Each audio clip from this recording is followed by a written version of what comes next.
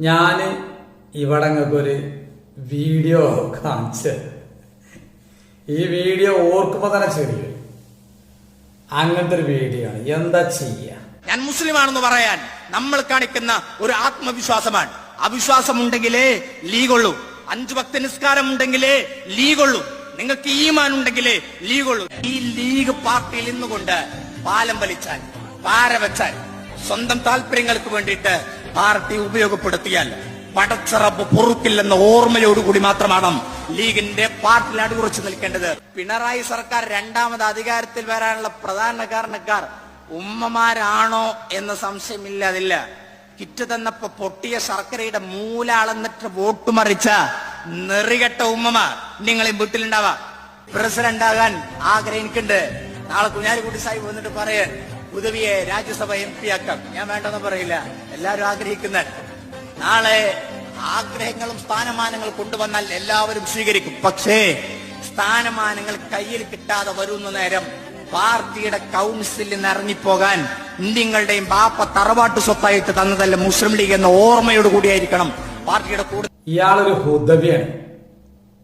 ഈ ഹുദവികൾ എന്നൊക്കെ പറഞ്ഞാൽ എന്താണെന്നറിയാം, നമ്മളെ നാട്ടില് ഇൽമ പഠിപ്പിക്കാനുള്ള ആളുകളാണ് ഹുദവികളത്. നമ്മളെ ബഹുമാനപ്പെട്ട സയ്യിദ് മമ്പറം തങ്ങളാപ്പ, ഈ മമ്പറത്ത് നിന്നില്ല ഏതാണ്ട് വരുമാനങ്ങളൊക്കെ പോണത് ഈ ഹുദവി കോളേജിക്കാണ്. ഈ മമ്പറത്ത് ജാതി മത ഭേദമല്ലാതെ എല്ലാവരും നീർച്ചയുന്ന സ്ഥലങ്ങളാണ്.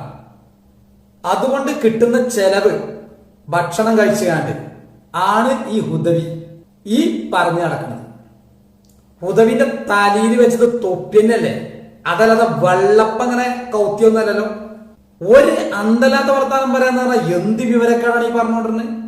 നിങ്ങൾക്കൊക്കെ ഈ ഭക്ഷണം നിങ്ങൾക്ക് വേണ്ട കാര്യങ്ങൾ ചെയ്തു തരുന്നത് എന്തിനാണെന്നറിയോ? ഇവിടെ ഇൽമ പഠിപ്പിക്കാനാ, അല്ലാതെ ഇവിടെ ലീഗും രാഷ്ട്രീയം ഉണ്ടാക്കാനല്ല. ഇതാണോ നിങ്ങളെ കോളേജിൽ പഠിപ്പിച്ചത്? ഇവിടെ കക്കാനും കുതുകാലും വെട്ടാനും കൊല്ലാനും നടക്കേണ്ട ഒരു രാഷ്ട്രീയ പാർട്ടിക്ക് ആളുണ്ടായി കൊടുക്കല ഹുദവിയുടെ പണി.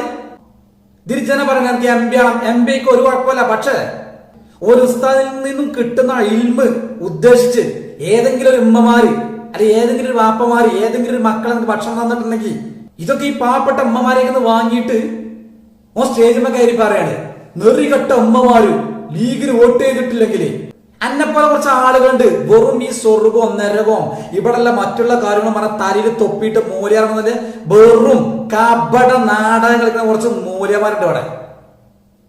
ഇങ്ങൾക്കൊക്കെ നല്ല എന്താണെന്നറിയോ? നിങ്ങൾക്കൊന്നും ഒരിക്കലും ഇപ്പണി ചേരില്ല. നിങ്ങൾ ചെയ്യേണ്ട എന്താ വെച്ചാൽ ഇവിടെയുള്ള മുസ്ലിം സമുദായത്തിനോട് മാപ്പ് വയ്ക്കുക. ഞങ്ങൾ ഇൽമ പഠിപ്പിക്കാൻ വേണ്ടി എന്തെല്ലാം ആരെല്ലാം തന്നിട്ടുണ്ടെങ്കിൽ എല്ലാവരും പൊരുത്തപ്പെട്ടിരണം. ഞങ്ങൾ രാഷ്ട്രീയ പാർട്ടിക്ക് പോവാന്ന് പറഞ്ഞ് അങ്ങനെ പച്ച മലയാളത്തിൽ മാപ്പ് ചോദിച്ച് പല പാർട്ടിയിലും പ്രവർത്തിക്കുക. ഇവരിൽ നിന്നൊക്കെ നമ്മൾ പഠിക്കുന്ന ഏറ്റവും വലിയ പാഠം എന്താണെന്നറിയോ? അവരാ നിസ്കാരം, അവരെ നോമ്പ്, അവരെ സുന്നത്തുകള്, അവരാ പള്ളി, അവരെ ലോകം ആ പള്ളി നിസ്കാരം നോമ്പാണ്. അതല്ല 2 തോണി കാലിട്ട് കാണ്ട് ഇത് രാഷ്ട്രീയം ഉണ്ടാക്കാൻ നടക്കല്ലേ.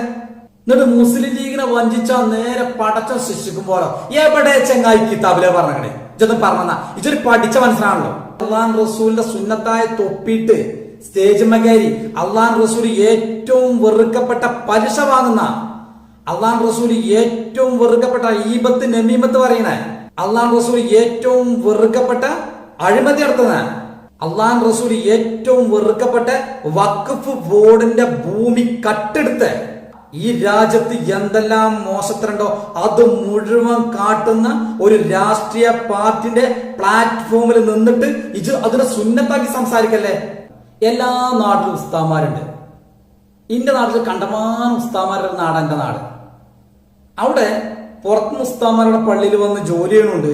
എന്റെ നാട്ടിലത്തെ കുറെ ഉസ്താമാർ പുറത്തും ജോലി ചെയ്യും. ഞാൻ ഇന്ന് വരെ ഒരു സ്റ്റേജിന്മേ ഒരു കയറി ഇതേപോലെ പച്ചക്ക് രാഷ്ട്രീയം പറയണത് ഞാൻ കണ്ടിട്ടില്ല.